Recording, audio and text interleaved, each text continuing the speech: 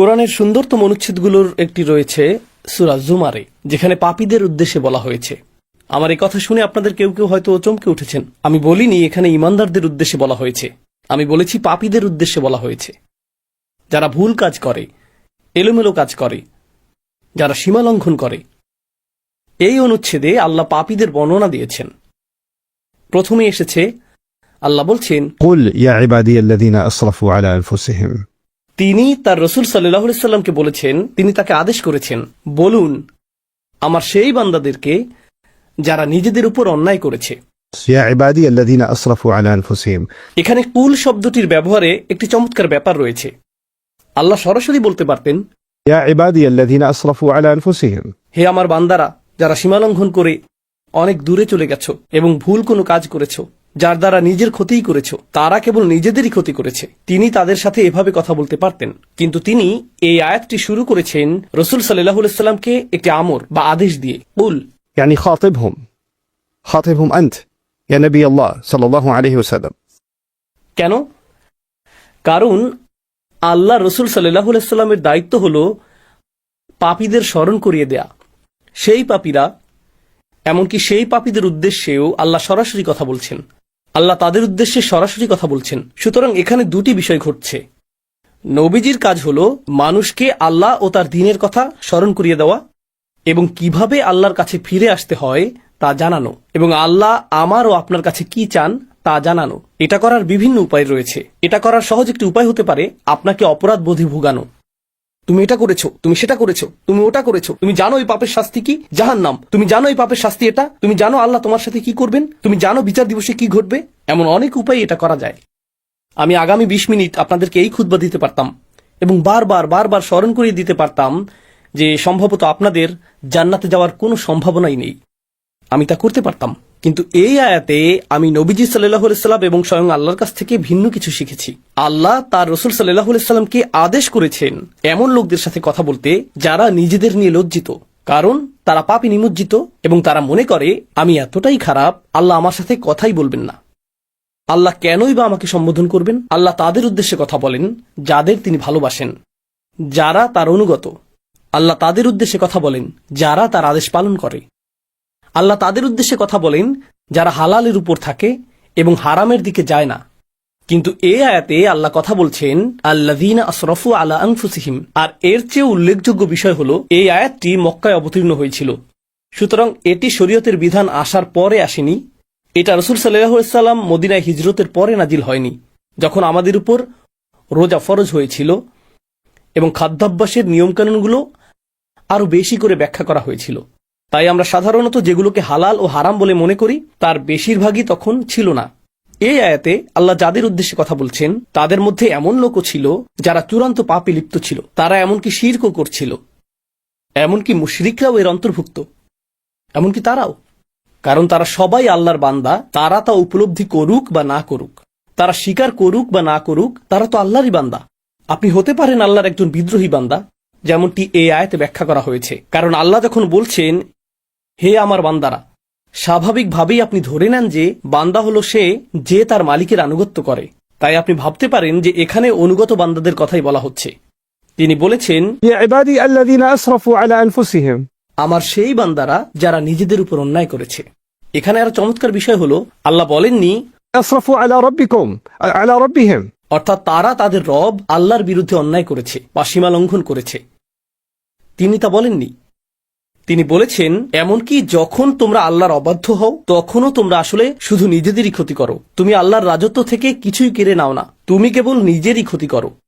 সুতরাং এখানে তাৎপর্যপূর্ণ বিষয় হল পাপীকে তিরস্কার করার পরিবর্তে প্রথমত স্বয়ং রাসূল সাল্লাল্লাহু আলাইহি সাল্লামকে আদেশ করা হয়েছে পাপীদের সম্বোধন করতে এবং স্মরণ করিয়ে দিতে, আমি শুধু তোমাদেরকে নিজের ক্ষতি করা বন্ধ করতে বলছি, আমি শুধু সেটাই করতে বলছি।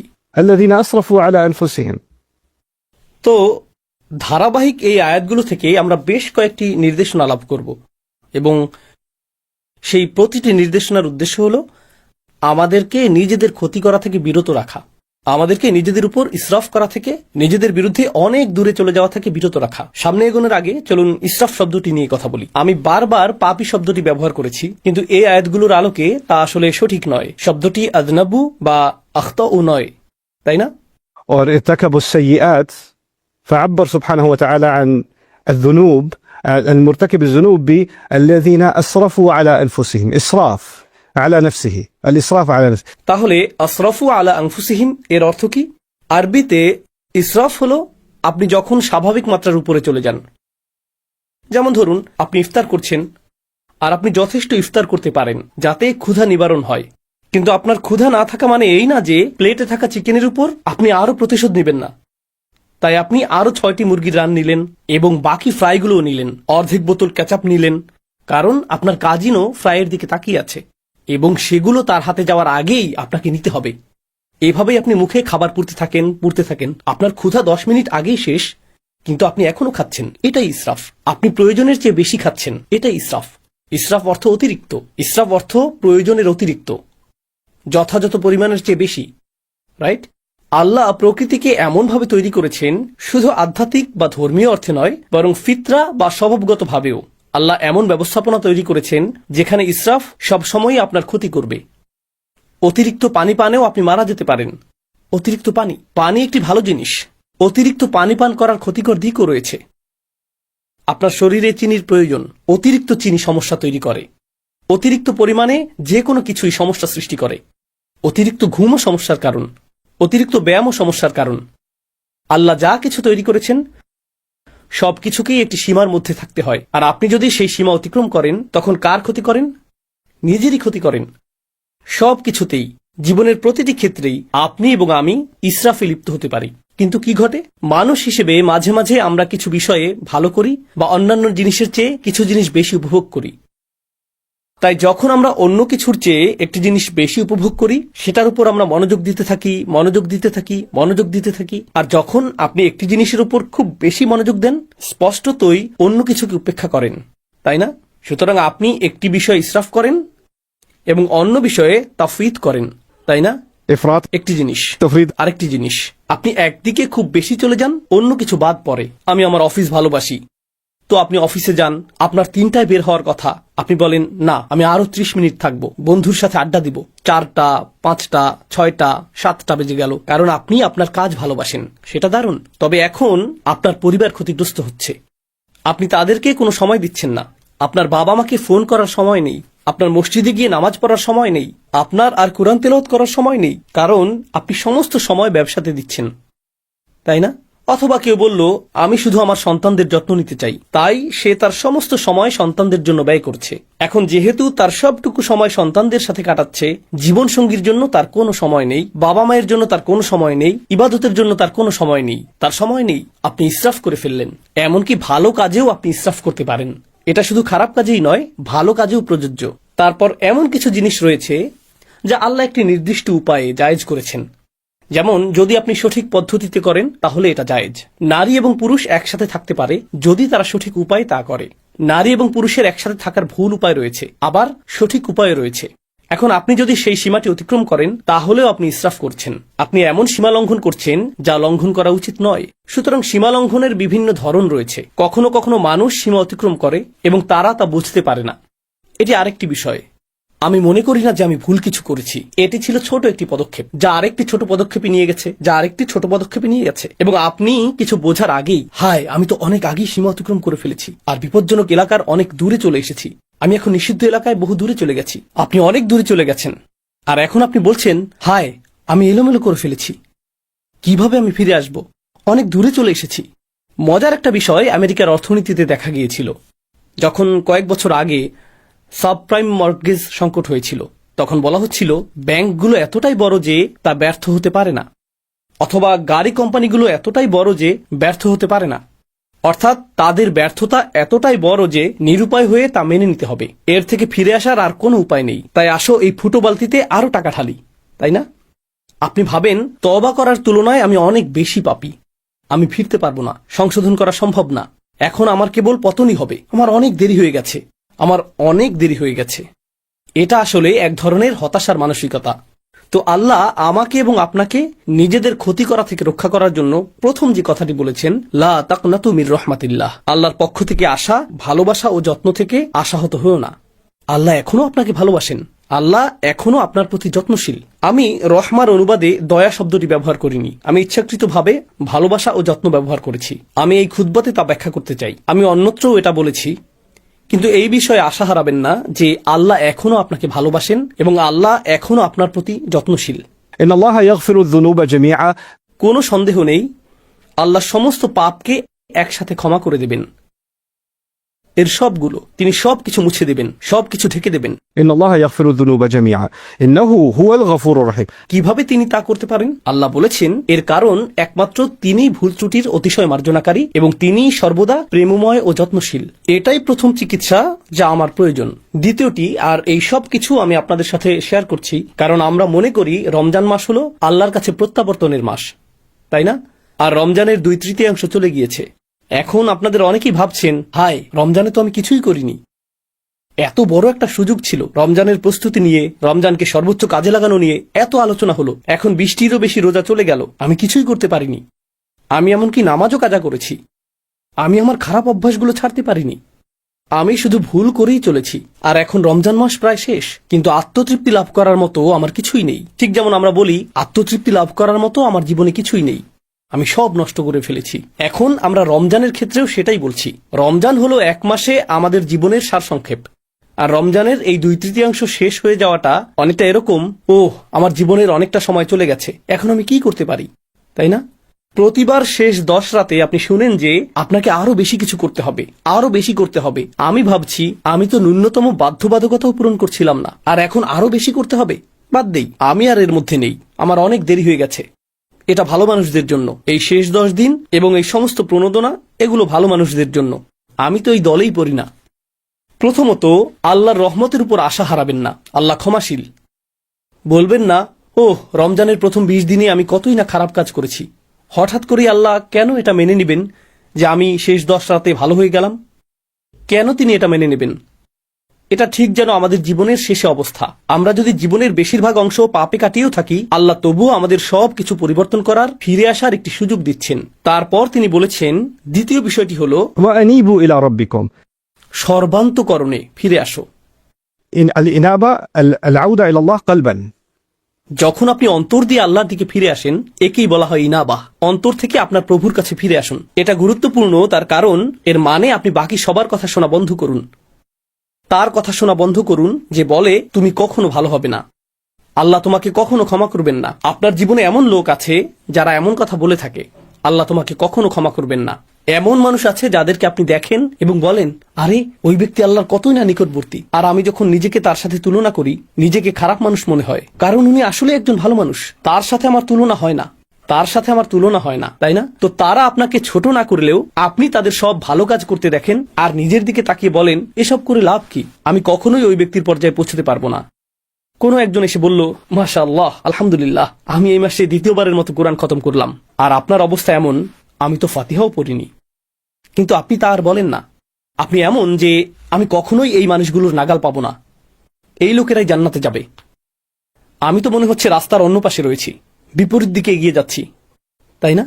না, আল্লাহ বলছেন তোমার রবের কাছে ফিরে এসো, অন্য মানুষের দিকে তাকিও না। শুধু তুমি তোমার হৃদয়কে শুধু তোমার রবের দিকে ফিরাতে হবে, আর অন্য সবার প্রতি মনোযোগ দেওয়া বন্ধ করো। এটা কোনো প্রতিযোগিতা নয়, এটা কোনো প্রতিযোগিতা নয়। কয়জন 8 রাকাত পড়েছে, কয়জন 20 রাকাত পড়েছে, তুমি কয়টি কিয়ামুল লাইল আদায় করেছো, তুমি কয় রাকাত তাহাজ্জুদ পড়েছো, এটা কোনো প্রতিযোগিতা নয়।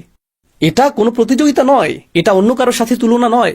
এখন আপনাকে শুধু নিজেকেই ফিরিয়ে আনতে হবে। أنيبوا إلى ربكم وأسلموا له من قبل أن يأتيكم العذاب তার সামনে নিজেকে সঁপে দাও, শাস্তি আসার আগে, অনেক দেরি হওয়ার আগে। অর্থাৎ আল্লাহ বলছেন এখনো খুব বেশি দেরি হয়ে যায়নি, অনেক দেরি হবে যখন শাস্তি চলে আসবে, যার অর্থ হলো যখন আপনার মৃত্যু আসবে এবং তারপরে বিচার দিবস চলে আসবে। তা এখনো আসেনি, তাই আপনার জন্য এখনো দেরি হয়ে যায়নি। অন্যভাবে আল্লাহ একথা বলছেন যে তোমার কাছে সময় আছে, অন্যভাবে আল্লাহ একথা বলছেন যে তোমার আশা এখনো শেষ হয়নি। وأسلموا من قبل أن يأتيكم العذاب ثم لا تنصرون তখন তোমাদেরকে আর সাহায্য করা হবে না, তখন আর সাহায্য করা হবে না। এটা কেবল হুমকি নয়, বরং উৎসাহও বটে। কারণ আল্লাহ যদি বলেন তখন তোমাকে সাহায্য করা হবে না, এর মানে এখন তোমাকে সাহায্য করা হবে। এখন তোমাকে সাহায্য করা হবে, তখনই কেবল তোমাকে সাহায্য করা হবে না। তো এই মুহূর্তে আল্লাহ তোমাকে সাহায্যের প্রস্তাব দিচ্ছেন, আল্লাহ আমাকেও সাহায্যের প্রস্তাব দিচ্ছেন। সুম্মা লা তুনসরুন। আর নুসরাহ অর্থ শুধুমাত্র সাহায্য নয়, এটা মুসাআদাহ বা আউন থেকে ভিন্ন। নুসরা ব্যবহৃত হয় সামরিক সাহায্যের ক্ষেত্রে, যখন সামরিক বাহিনীর জন্য বড় বড় চালান প্রেরণ করা হয় যাতে তারা পুনরায় রসদ পূর্ণ করতে পারে, সেটাকে আসলে বলা হয় নুসরাহ। অথবা যখন কোনো সেনাবাহিনীর আক্রমণের শিকার হবার উপক্রম হয়, অথবা তারা শত্রুর সাথে সম্মুখ যুদ্ধ করে এবং পাহাড়ের ওপর থেকে শক্তি বৃদ্ধিকারী দল আসে, সেটাই নুসরাহ। নুসরা আসলে বড় সাহায্য, এটা শুধু ছোটখাটো সামান্য সাহায্য নয়। আল্লাহ আপনাকে এমনভাবে সাহায্য করবেন যা হবে ব্যাপক শক্তিপূর্ণ এবং বিজয় আনয়নকারী। তারপর তিনি বলছেন, واتبعوا أحسن ما أنزل إليكم من ربكم। তোমাদেরকে প্রদত্ত সবচেয়ে সুন্দর বিষয়টির অনুসরণ করো যা পাঠানো হয়েছে তোমাদের রবের পক্ষ থেকে। এখানে বলার মতো আরো অনেক কিছুই আছে, আমি সেগুলোর উপর বেশি মনোযোগ দিব না। এর সবচেয়ে সহজ অর্থ হলো আল্লাহ যা নাজিল করেছেন তার মধ্যে সর্বোত্তম হলো স্বয়ং কোরআন। يعني واتبعوا القرآن أحسن ما أنزل إليكم، يعني أحسن مما سبق من التنزيل من معانيها। এই আয়াতের একটি অন্যতম অর্থ হলো নাজিলকৃত সমস্ত বিষয়ের মধ্যে সবচেয়ে সেরা হলো আল্লাহর বাণী, সুতরাং এটা অনুসরণ করো। এর অন্যান্য আরো অর্থ রয়েছে, কিন্তু আপনাদের বিদায় দেওয়ার আগে আমি আসলে এই শেষ অংশটির উপর মনোযোগ দিতে চাই। তিনি বলছেন, এটা করো, তোমাদের সাধ্যের মধ্যে সর্বোত্তম উপায়ে এর অনুসরণ করো। আল্লাহর নাজিল করা সবচেয়ে সুন্দর জিনিসটির অনুসরণ করো। কারণ কিছু লোক বলে, ও ইসলাম এত কঠিন, এত বেশি নিয়ম কানুন, এটা অনেক জটিল, আমি জানি না কি করতে হবে, আমি জানি না কেন এত খুঁটিনাটি বিষয় রয়েছে। কিন্তু আল্লাহ বলছেন, না, এটা আসলে সুন্দর এবং সরল। এমন কারো কথা ভাবুন যে মক্কায় এই আয়াতটি শুনেছিল, ধর্মে তাদের জন্য তখন কি কি জটিলতা ছিল। তারা যখন সূরা জুমার শুনেছিল তখন কি জটিলতা ছিল, ধর্মের মধ্যে কাঠিন্য কোথায় ছিল। এটি ছিল সহজ সরল একটি বার্তা, এটি ছিল সুন্দর ও দ্ব্যর্থহীন। শুধু এটুকুই, আল্লাহর বাণীর দিকে ফিরে আসুন এবং আপনি এই ধর্মের সৌন্দর্য এবং দ্ব্যর্থহীনতা খুঁজে পাবেন, এটাই যথেষ্ট। কিন্তু এরপর আল্লাহ বলেন, হঠাৎ শাস্তি তোমাদের উপর এমনভাবে চলে আসবে যা তোমরা টেরও পাবে না। অর্থাৎ এটা মনে করো না যে তোমার হাতে অনেক সময় আছে। কর্মতৎপরতার একটি অনুভূতি তৈরি করো, কর্মতৎপরতার একটা অনুভূতি পোষণ করো। পরিস্থিতি পাল্টে দেওয়ার সামর্থ্য তোমার আছে, তোমার হতাশ হওয়া উচিত না, কিন্তু অলসতা করো না। তোমার হাতে বেশি সময় নেই। রমজানের এই শেষ 10 রাত বা তার চেয়েও কম সময় যা আমাদের আছে, এটা আমাদেরকে এক প্রকার স্মরণ করিয়ে দেয় যে আমাদের হাতে সময় বেশি নেই। আর এই 10 রাতে যদি আমরা কর্মতৎপরতার একটি মানসিকতা, একটি মনন তৈরি করতে পারি, হয়তো আমরা আমাদের জীবনেও সেটাকে বাস্তবায়ন করতে পারবো। এই ধরনের মানসিকতা তৈরি করা যে আমার হাতে খুব বেশি সময় নেই, আমার হাতে যে সময় আছে আমাকে তার সর্বোত্তম ব্যবহার করতে হবে। বিদায় দেওয়ার আগে আমি আপনাদের সাথে যা শেয়ার করতে চাই তা হলো এমন কিছু লোকের বক্তব্য যারা নিজেদের সময়ের সদ্ব্যবহার করেনি।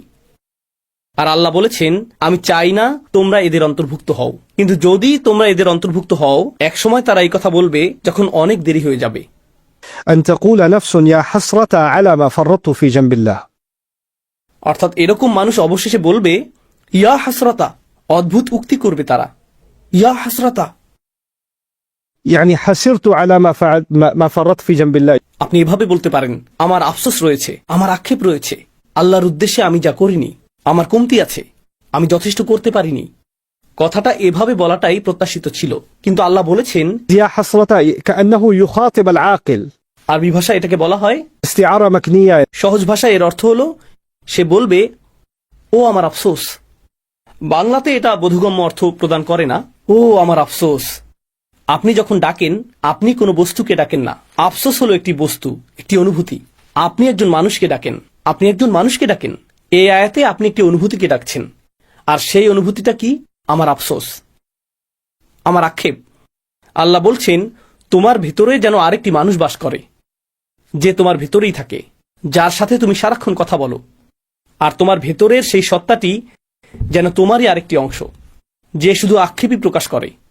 আমি এত ভুল করেছি, ওহ আমি এটা করেছি, ওহ আমি ওটা করিনি। অনুচ্ছেদটি শুরু হয়েছিল হতাশাগ্রস্ত মানুষের কথা দিয়ে, আর এখন কিয়ামতের দিন, ওহ আমি ভুল করেছি, আমি আরো অনেক কিছু করতে পারতাম। এমন মানুষ আছে যারা প্রতিদিন অতীত নিয়ে ভাবে, প্রতিদিন তারা হতাশাগ্রস্ত। আমি জানি না কেন আমার সাথে এটা ঘটলো বা সেটা ঘটলো। তারা আজ এই কথা বলছে, আগামীকাল এই কথা বলবে, তার পরের দিন, দিনের পর দিন তারা একই কথা বলবে। 10 বছর চলে যায়, তারা অতীতের কথাই বলতে থাকে। আর তারপর 10 বছর পরে পেছনে তাকিয়ে তারা বলে, আমি 10 বছর নষ্ট করেছি। এটাই তারা বলে। على ما فرطت في جنب الله يا حسرة على ما তারা তাদের আক্ষেপের সাথে কথা বলছে, তারা তাদের ভেতরের আক্ষেপের সাথে ক্রমাগত কথোপকথন চালাচ্ছে। তারা অন্য কারোর সাথে কথা বলতে চায় না। আপনি যদি আপনার আক্ষেপের সাথে কথা বলেন, আপনি আল্লাহর সাথে কথা বলতে পারবেন না। আপনাকে বেছে নিতে হবে আপনি কার সাথে কথোপকথন করতে চান। কথোপকথনের জন্য আল্লাহ আপনাকে বেছে নিতে চান, আর আপনি কথোপকথনের জন্য নিজের আক্ষেপকে বেছে নিচ্ছেন। থামুন, কারণ আপনি যদি নিজের মন না বদলান, একটা সময় আসবে যখন চিরকাল আপনাকে সেই কথোপকথনই চালিয়ে যেতে হবে। আল্লাহ আমাকে এবং আপনাকে এর থেকে হেফাজত করুন। না হলে আমাদেরকে চিরকাল শুধু আমাদের আক্ষেপের সাথে এভাবে কথা বলতে হবে। على ما فرطت في جنب الله কত বিষয় আমি কমতি করেছি। তাফরিদ অর্থ আমি আরো করতে পারতাম, কিন্তু আমি ন্যূনতমটুকু পূরণ করিনি, আমি যথেষ্ট করিনি। অর্থাৎ আল্লাহ এটাও বলছেন না যে সবচেয়ে ভালো সর্বোত্তমটা করো এবং শ্রেষ্ঠত্ব অর্জন করো। না না না, শুধু তাফরিদ করো না। তাফরিদ হলো যখন ন্যূনতম একটি সীমা থাকে, যেমন স্কুলে পাশ করার ন্যূনতম নাম্বার থাকে, তাই না? ন্যূনতম পাস নাম্বার ধরি এটা 33, সেক্ষেত্রে আপনি যদি 32 পান সেটাই তাফরিদ, তাই না? যদি তা অতিক্রম করেন, পরীক্ষায় পাশ করেন, আপনি নিরাপদ। আমি তো সহজেই পার হতে পারতাম, এটা কঠিন ছিল না, আমার কাছে তো খুব বেশি চাওয়া হয়নি। তাই সে বলবে, কেন আমি তা করলাম না? وإن كنت لمن الساخرين আর আমি আল্লাহর সাথে এমনটা করেছি। ফি জাম্বিল্লাহ, এটাও বিস্ময়কর বাক্যাংশ। আমি এমনটা করেছি যখন আল্লাহ আমার পাশেই ছিলেন। অর্থাৎ আল্লাহ আমাকে উৎসাহ দিতে পাশে ছিলেন, আল্লাহ আমাকে সাহায্য করতে পাশে ছিলেন। আল্লাহ কখনো আমাকে ছেড়ে দেননি, আমি আল্লাহকে ছেড়ে দিয়েছি। আমি ছেড়ে দিয়েছি, তিনি ছাড়েননি। তিনি সর্বদা আমার পাশে ছিলেন। ফি জাম্বিল্লাহ, ঠিক আমার পাশেই ছিলেন। জাম শব্দটি আসলে প্রতিবেশী বোঝাতে ব্যবহৃত হয়, والصاحب بالجنب في القرآن مثلا তাই না? আল্লাহ ঠিক আমার পাশেই ছিলেন, কিন্তু আমি গুরুত্ব দেইনি, আমি কোনো পদক্ষেপ নিইনি। সেই সীমারেখা অতিক্রম না করে নিরাপদে থাকতে যা কিছু দরকার ছিল আল্লাহ সব দিয়েছিলেন, আমি শুধু পদক্ষেপ নিইনি, তাই না? আর অবশেষে সে বলবে, ওয়াইন কুনতু লামিনা সাখিরিন, আর আমি তাদের অন্তর্ভুক্ত ছিলাম যারা তুচ্ছ করে, যারা উপহাস করে। আমি সব কিছুকে হাসি ঠাট্টায় পরিণত করেছিলাম, আমি কোনো কিছুকেই গুরুত্ব দেইনি। তো একদিকে রয়েছে হতাশা, আর আপনি নিজের আক্ষেপের সাথে কথা বলছেন। আবার অন্যদিকে যখন হতাশা না থাকে, আপনি এমন বিষয়ে হাসি ঠাট্টা করছেন যেগুলো নিয়ে হাসি ঠাট্টা করা উচিত না। যে বিষয়গুলো আপনার গুরুত্ব সহকারে নেওয়া উচিত তাতে গুরুত্ব দিচ্ছেন না, আপনি সেগুলোকে হেসে উড়িয়ে দিচ্ছেন, আপনি সেগুলোকে তুচ্ছ করছেন। সুখরিয়া শব্দটি আরবিতে যে ক্রিয়া থেকে এসেছে তা বশীভূত করা অর্থে ব্যবহৃত হয়। যখন আপনি কোনো পশুকে বশ করেন সেটা, تسخير الدابة তাই না? আল্লাহ বলেছেন পাহাড় এবং মেঘকে তাসখীর করা হয়েছে এবং বাতাসকে তাসখীর করা হয়েছে, অর্থাৎ সাখখারা। তিনি রাত এবং দিনকে, মেঘ এবং বাতাসকে বশীভূত করেছেন। তিনি এদেরকে অবনত করেছেন যেন তারা বিদ্রোহী ছিল, আর তিনি তাদেরকে অবনত করেছেন। আর মনিব যেভাবে চায় তারা সেভাবেই পরিচালিত হয়। যেমন একটা ঘোড়া যখন বুনো স্বভাবের থাকে, মনিব তাকে বশ করে, পোষ মানায়। আর এখন মনিব এদিকে ঘুরলে ঘোড়াটিও এদিকে ঘুরে। ঘোড়া যখন একরোখা থাকে, কাছে গেলে সে আপনার মুখে লাথি মারবে, আপনি যদি পেছনে যান সে পেছনের পা দিয়ে আপনাকে লাথি মারবে, সে আপনাকে ধাক্কা দিবে, সে আপনার বিরুদ্ধে বিদ্রোহ করবে। কিন্তু একবার সে পোষ মানার পর আপনি যদি ঘোড়া সম্পর্কে জেনে থাকেন, চলার সময় তখন আপনার লাগাম টানারও দরকার পড়বে না। আপনি যদি ঘোড়ার সাথে হাঁটেন, আপনাকে লাগামও টানতে হবে না। সে বুঝতে পারে আপনি ঘুরছেন, আর সে আপনার সাথে ঘুরে যায়, সে আপনার মতো করেই চলে। এটাকেই বলা হয় তাসখীর। এখান থেকেই নিজেকে তুচ্ছ করা, অন্যকে তুচ্ছ করার ধারণাটি আসে। গুরুত্বপূর্ণ বিষয় নিয়ে তাসখীর করা, সেগুলোকে তুচ্ছ করা, সেগুলোকে অবনমিত করা, এটা একরকম। যে বিষয়গুলি খুবই গুরুত্ব সহকারে নেওয়া উচিত, যেগুলো খুবই বিপজ্জনক, আপনি সেগুলো নিয়ে এমনভাবে কথা বলতে আর ভাবতে থাকেন যেন এই বিপদকে আপনি তুচ্ছ করছেন, আপনি এর গুরুত্ব কমিয়ে দিচ্ছেন। আর অবশেষে মানুষ এরকম কথা বলে, আমি আরো করতে পারতাম, আমি বিষয়গুলোকে গুরুত্ব দিতে চাইনি, আমি এমন হতে চেয়েছি যারা বলে, আমি এগুলো থেকে দূরে থাকতে চাই। আজকে সর্বশেষ একটা বিষয় শেয়ার করতে চাই। সম্প্রতি একজন আমাকে জিজ্ঞেস করেছে কিভাবে আমি একজন কিশোরকে ইসলামে আকৃষ্ট করতে পারি। আমাকে বলেছে, আপনার সময় 30 সেকেন্ড, বলুন কিভাবে একজন কিশোরকে ইসলামের প্রতি আকৃষ্ট করা যায়। আমি বললাম, আপনি কি বলছেন, মাত্র 30 সেকেন্ড? কেন? কারণ যখনই আমি তাদেরকে ইসলামের কথা বলি, তারা চোখ ঘুরিয়ে নেয়। আমারও ইসলামিক বয়ান, কখন যে বাবা থামবে? আমার মা তো আসলেই আমি কি এখন যেতে পারি? হ্যাঁ, কথাটা ভালো ছিল, ধন্যবাদ। হ্যাঁ, বুঝেছি, আমরা সবাই জাহান্নামে যাব। ধন্যবাদ। নির্লিপ্ত একটা ভাব, এক ধরনের গুরুত্বহীনতা। আমি এতে যুক্ত হতে চাই না। কেন আপনি এটা নিয়ে আমাকে বিরক্ত করছেন? কেন আপনি আমাকে মসজিদে টেনে আনছেন? আমি কি আমার ফোনটা নিতে পারি? আমি কি মোবাইল গেমিং ডিভাইস নিয়ে পেছনে বসতে পারি? কারণ আমি আমি আমি এই বিষয়ে চিন্তা করতে চাই না। আর জানেন, এটাই একটা লাইফস্টাইলে পরিণত হয়, এবং এটা শুধু কৈশোরই সীমাবদ্ধ থাকে না, সে বেড়ে ওঠে। শেষ পর্যন্ত সেই মানুষটি বলে, আমি কখনোই কিছুকে গুরুত্ব দিইনি। আর আল্লাহ বলছেন, আমি চাই না তুমি এমন ব্যক্তিতে পরিণত হও যে বেশ দেরি হয়ে যাওয়ার পর যে ব্যক্তি শেষ মুহূর্তে এসে বলে, আমি আরো ভালো করতে পারতাম, আমি ন্যূনতম বিষয়গুলো পালন করতে পারতাম। আর আমি সর্বদা এমন মানুষ ছিলাম যে কখনো কিছুকে গুরুত্ব দেয় না। আমি শুধু এমন লোকদের সাথে যোগ দিয়েছি যারা গুরুত্ব দিয়ে ভাবে না। কারণ মিনা সাখিরিন অর্থ একটা দলে যোগ দেওয়া। মিনা সাখিরিন অর্থ এমন মানুষ যারা সবকিছুকে তুচ্ছ তাচ্ছিল্য করাকে মনে করে রুচিশীলতা। আপনারা হোয়াট এভার গ্রুপ সম্পর্কে জানেন। হ্যাঁ, হোয়াট এভার। ধর্ম আমার কাছে অতিরিক্ত, আমি এর বাইরে, আমি এর ঊর্ধ্বে। মুখের অভিব্যক্তি প্রকাশ করে আপনি কত কম গুরুত্ব দেন। যে বক্তব্য দেওয়া হয়, অথবা আপনার বাবা মা বা ইমাম যে উপদেশ দেন, অথবা কোরআন যা বলে, সেই চাহনি। আর আপনি অন্য কাউকে সেই চাহনি দিতে দেখে বলেন, আরে লোকটা তো কুল, এমনকি আল্লাহকেও ভয় করে না। আমি ওর মতো হতে চাই, আমি কুল লোকদের সাথে থাকতে চাই। তো তারা হয়ে যায় একদল সাখেরিন।